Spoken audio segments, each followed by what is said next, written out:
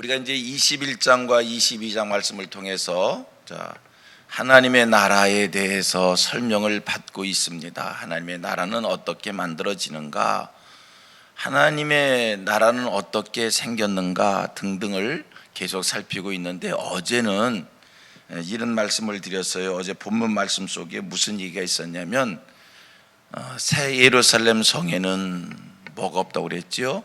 성전이 없다고 그랬어요. 그래서 왜 새 예루살렘 성에는 성전이 없는가, 하나님의 나라는 왜 성전이 없는가를 말씀을 드리면서 부연해서 이런 이야기를 했어요. 오늘 이 땅에, 이 지상에 있는 교회들이, 오늘 이 지상에 있는 성전들이 천국과 같아야 된다. 천국과 같아야 된다. 천국의 모형이 되어야 한다라고 하는 그런 말씀을 어저께 말씀을 드렸고요. 자, 오늘 본문 22장 말씀 1절과 2절 말씀을 보면서 한 가지 우리가 발견하는 게 있어요. 뭘 발견하게 되냐면, 새 예루살렘에는 하나님의 나라는 뭐가 있다고 얘기해요? 뭐가 있어요? 강이 있답니다. 하나님의 나라에는 강이 있는데, 그 강은 어떻게 설명하고 있습니까? 하나님과 어린 양의 보호자로부터 나와서 길 가운데로 흐르는데, 놀라운 은혜가 있습니다. 강 좌우 생명나무가 과실을 맺는데 달마다 과실을 맺고 그 잎사귀들은 만국을 치료한다. 이런 설명의 말씀이 있어요. 자, 1절과 2절 말씀 우리 한번 같이 또 읽어 보겠습니다. 시작. 또 그가 수정같이 맑은 생명수의 강을 내게 보이니 하나님과 및 어린 양의 보호자로부터 나와서 길 가운데로 흐르더라. 강 좌우에 생명나무 나무가 있어 12가지 열매를 맺되 달마다 그 열매를 맺고 그 나무 잎사귀들은 만국을 치료하기 위하여 있더라. 하나님 나라에 강이 있답니다. 이 말씀을 보면서 여러분들이 연상되는 말씀이 또 하나 있었을 거예요. 무슨 말씀이냐면, 어떤 말씀이냐면, 에스겔서 47장에 보면 에스겔 선지가 환상을 봤는데, 에스겔 선지가 본 환상하고 오늘 본문하고 매우 유사하다라고 하는 것, 비슷하다라고 하는 것, 거의 똑같다라고 하는 것을 여러분들이 발견하실 수 있을 테이고요. 또 하나 이 말씀을 보면서 여러분들 머릿속에 떠오르는 것이, 창세기 2장을 보면 2장 10절이지요. 2장 10절 말씀을 보면 무슨 말씀이 있습니까? 강 에덴에서부터 강이 흘러나와 거기로부터 넷으로 나뉘어지는데, 그 넷이 비손, 기온, 히데겔, 유브라데 강을 이루었다는 겁니다. 에덴에서부터 바론이 돼서 넷으로 나뉘어져 네 강을 이루었다라고 하는 것이 창세기 2장의 말씀입니다. 그러고 보면 성경은 하나님 나라에 강이 있음을 말씀하고 있습니다. 그 강이 실제로 우리가 생각하는 한강, 낙동강, 미시시피강, 황하강 이런 강을 얘기하는 건지 어떤 것인지는 잘 모르겠지만, 어떤 신비적 성격을 가지고 있는 강인지는 모르지만, 성경은 분명히 표현하여 말하기를 하나님 나라에는 뭐가 있다? 강이 있는데, 그 강이 하나님과 어린 양의 보호자로부터 흘러나온다는 겁니다. 여러분, 하나님의 나라에 물이 있답니다. 그런데 그 물이 어디로부터 흘러나온다고요? 하나님과 어린 양의 보호자로부터 그 물이 흘러나오는데, 하나님과 어린 양의 보호자로부터 그 물이 흘러나오니 그 물이 얼마나 맑겠어요? 성경을 해서 수정같이 맑다, 수정 같은 강이다라고 얘기하고요. 하나님과 보호자로부터 흘러나오는 그 물에 신비한 능력이 있어서 온 무리들을 소성시키고 또 온 무리들을 시원케 하기에 능력 있는 물이 될 줄로 믿습니다. 하나님과 어린 양으로부터 어린 양의 보호자로부터 흘러나오는 그 물의 능력. 2절 한 번 더 볼게요. 2절 길 가운데로 흐르더라.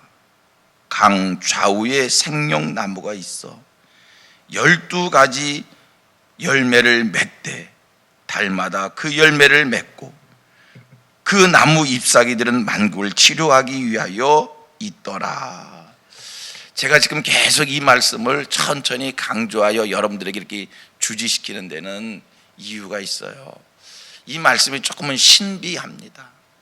이 말씀은요, 이렇게 들을 때, 볼 때 한 번만 생각하고 들으면 잘 이해가 가지 않는, 그런가? 왜 그러지? 이런 의구심이 생길 수 있는 말씀이기 때문에 제가 천천히 강조해서 말씀을 하는데, 보십시오. 하나님 나라에 대해서 그동안 어떻게 배웠습니까? 하나님 나라, 천국에 대해서 여러분들이 어떻게 배웠어요? 하나님의 나라는 눈물과 사망과 애통과 곡하는 것과 아픔이 없는 곳이다. 우리가 이렇게 배웠습니다. 그런데 하나님과 어린 양의 보호자로부터 흐르는 그 물이 일으키는 역사를 보니까 소송을 시킨대요. 깨끗이 고침을 받게 한대요. 여러분, 이런 표현이 좀 이해하는데 좀 어렵지 않습니까? 아니, 하나님 나라 자체에 눈물과 사망과 애통과 곡하는 것과 아픔이 없는 그런 나라인데 뭐 여기서 소송할 일이 있고 여기서 무슨 치료할 일이 있는가, 이런 의구심의 생각을 한 번쯤은 할 수 있는 그런 말씀입니다. 참 신비한 말씀이기에 신비하게 우리가 받아들이고 신비하게 받아들이면서 은혜가 임하기를 소원합니다. 분명한 사실은 우리가 이 말씀을 통해서 뭐를 알게 되느냐, 하나님의 나라에는 생명나무가 있고 그 나무의 과실은 매 시절을 따라서 날마다 맺게 되어지고 그 나무의 과실의 능력은 만물을 소성시키시고 그 다음에 그곳에 흐르는 그 물은 우리에게 생명수가 된다. 이게 하나님의 능력인 줄로 믿으면서 에스겔서 41장의 말씀을 에스겔 선지가 본 환상을 다시 한번 그려봅니다. 여러분, 제단 문지방으로부터 물이 흐르기를 시작했어요. 그런데요, 제단 문지방에부터 흐르는 그 물이 큰 강을 이루는데 처음에는 그 물이 무릎에 찼고 발목에 찼고 무릎에 찼고 허리에 찼고 큰 강을 이루었다는 거예요. 에스겔 47장 말씀을 우리가 기억해 보면 제단에서 흐르는 그 물이 흐르는 곳마다 큰 강을 이뤘을 때 강 좌우의 나무들이 무성하게 되어지고 흐르는 곳마다 소성함의 역사가 일어나요. 흘렀더니 고기가 살아나고 흘렀더니 갯벌이 살아나고 생명 가진 모든 것들이 번성하고 풍성해지는 것을 우리가 에스겔서 47장 말씀을 통해서 이미 우리가 한번 살폈던, 기억을 했던, 은혜를 받았던 기억이 있습니다. 자, 이러한 신비한 능력이 에스겔서 47장 제단에서 흐르는 물이 흐르는 곳마다 소성의 역사가 일어난다니까요. 무성한 번성한 역사가 일어난다니까요. 이런 역사가 일어나는 그 이유와 그 원인이 어디 있는가? 중요한 사실은요, 성전 제단에서부터 흐르는 물이 그 능력, 그 기적을 일으켰다라고 하는 말씀입니다. 여러분, 하나님 나라에 생명나무가 있고 그 나무가 시절조차 과실을 맺고 그 나무의 잎사귀들이 만국을 소성시키는 신비한 능력이 있음은 그 물이 하나님과 어린 양의 보호자로부터 흐르기 때문이다는 말씀입니다. 다시 에스겔 선지가 본 환상 속에서 그 물이 흐르는 곳마다 소성함의 역사가 있습니다. 살아남의 역사가 있습니다. 번성함의 역사가 있습니다. 이런 기적과 이런 능력이 나타나는 이유는 성전 제단에서부터 흐르는 물이기 때문에 그러하다라는 것입니다. 여러분, 이스라엘 나라에 홍해물이 있습니다. 이렇게 설명하겠습니다. 이스라엘의 홍해물이 수정같이 맑다 할지라도 이스라엘의 요단강이 있습니다. 그 요단강이 온천수와 같다 할지라도 여러분, 이스라엘의 실로암 못이 있습니다. 그 실로암 못이 천사가 요동을 치게 한다 할지라도 그것은 만국을 소성시키지를 못합니다. 만국을 소성시키는 것은 보좌로부터 흐르는 물, 성전 제단으로부터 흐르는 그 물이 만국을 소성시키게 될 줄로 믿습니다. 오직 제단에서 흐르는 그 물만이, 오직 하늘 보좌로부터 흐르는 그 물만이 생명의 근원이 될 줄로 믿습니다. 하나님 나라에 생명과 과실이 풍성한 이유도 하나님과 어린 양의 보호자로부터 흐르는 그 생명수의 물이 있기에 하나님 나라에 생명 과실이 있는 것이고 풍성함이 있는 것이고 번성함이 있는 줄로 믿습니다. 여러분, 하나님 나라에 눈물과 사망과 애통과 곡하는 것과 아픔이 없는 이유가 어디 있습니까? 하나님 나라의 풍성함의 이유가 어디에 있습니까? 하나님 나라에 눈물과 사망과 애통과 곡하는 것과 아픔이 없는 이유는 하나님 나라에 모든 것이 충만하고 모든 것이 부족함이 없는 이유는 하나님과 어린 양의 보호자로부터 흐르는 생명수가 있기에 풍성함이 있는 줄로 믿습니다. 눈물과 사망과 애통과 곡하는 것과 아픔이 없는 그러한 신비함이, 그런 기적이, 그런 축복이 있는 줄로 믿습니다. 성도님들, 이 땅에 사는 동안 이 땅의 삶 속에서 천국 생활하시기를 축복합니다. 여러분, 하나님의 나라는 두 가지 개념이라니까요. 죽어서 가는 우리가 소망으로 바라보는 하나님 나라 있습니다. 눈물과 사망과 애통과 곡하는 것과 아픈 것이 없는 그 하나님 나라 있습니다. 우리가 믿습니다. 또 한 가지, 우리 성도들이 누려야 될 축복이 있어요. 하나님의 나라를 소망으로 바라다 보신다면 할렐루야, 이 땅의 오늘의 삶에서도 천국의 축복을 누리셔야 됩니다. 오늘 이 땅의 삶 속에 여러분 풍성함이 있으셔야 돼요. 번성함이 있으셔야 돼요. 눈물과 사망과 애통과 곡하는 것과 아픔이 없는 천국의 축복을 누리셔야 돼요. 그런데 성경을 통하여, 말씀을 통하여 우리가 깨닫고 은혜를 받았더니 생명수는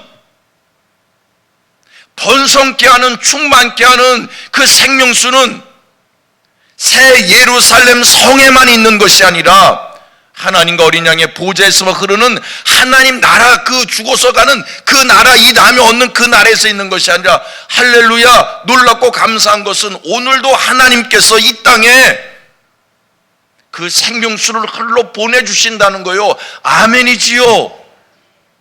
여러분, 오늘도 하나님께서 이 땅에 생명수를 흘러 보내신다니까요. 어떻게? 성전 제단을 통해서 생명수가 흘러 넘쳐요. 여러분, 제단에서 흐르는 생명수를 통하여 심령이 살아나고 그 생명수가 흐르는 곳마다 강 좌우 모든 나무들이 풍성해지고 번성해지고, 제단에서 흐르는 물을 소홀히 여기지 마세요. 성전 제단에서 흐르는 물을 소홀히 여기지 마십시오.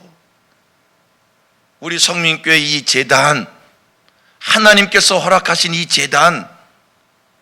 제단에 생명수의 물이, 여러분, 생명수의 물이 그냥 절절절절절절 그냥 어떻게 그냥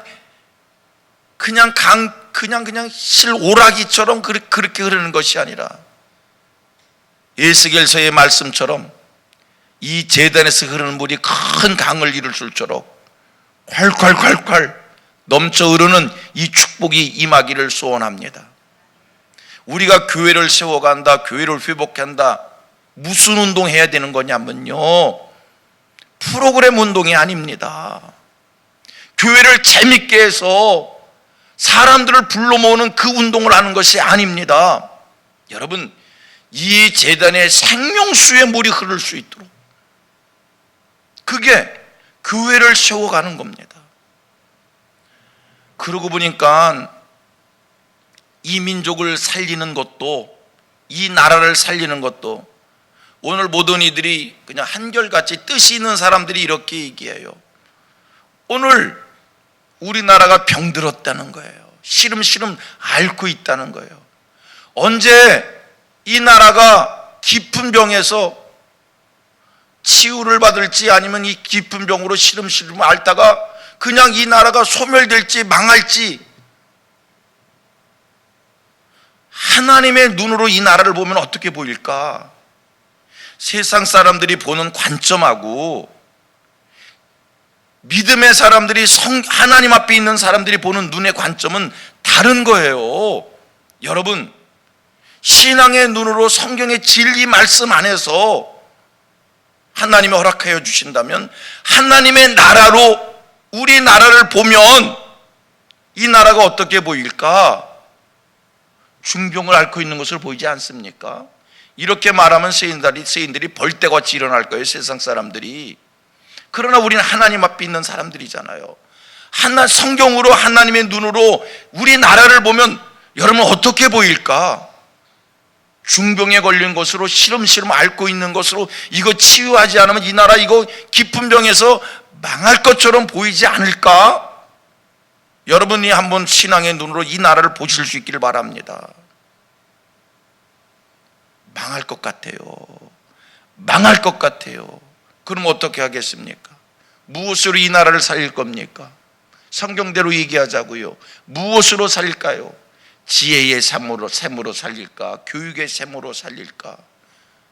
물질의 샘으로 살릴까? 세상의 정치의 샘으로 살릴까? 논리와 방법의 샘으로 살릴까? 뭐로 살릴까? 성경대로 얘기하자고요. 한국교회가 다시 회복해서 한국교회의 재단에 생명수가 넘쳐 흐를 때 국민, 시름시름 앓고 있는 국민들의 병들이 치료되게 될 줄로 믿고 이 나라가 소상함을 얻게 될 줄로 믿습니다. 하나님과 어린 양의 보좌로부터 흐르는 그 생명수의 물이 눈물과 사망과 애통과 곡하는 것과 아픔이 없는 하나님의 나라를 이룬다면, 오늘 제단에서 흐르는 생명수의 물이, 할렐루야, 할렐루야,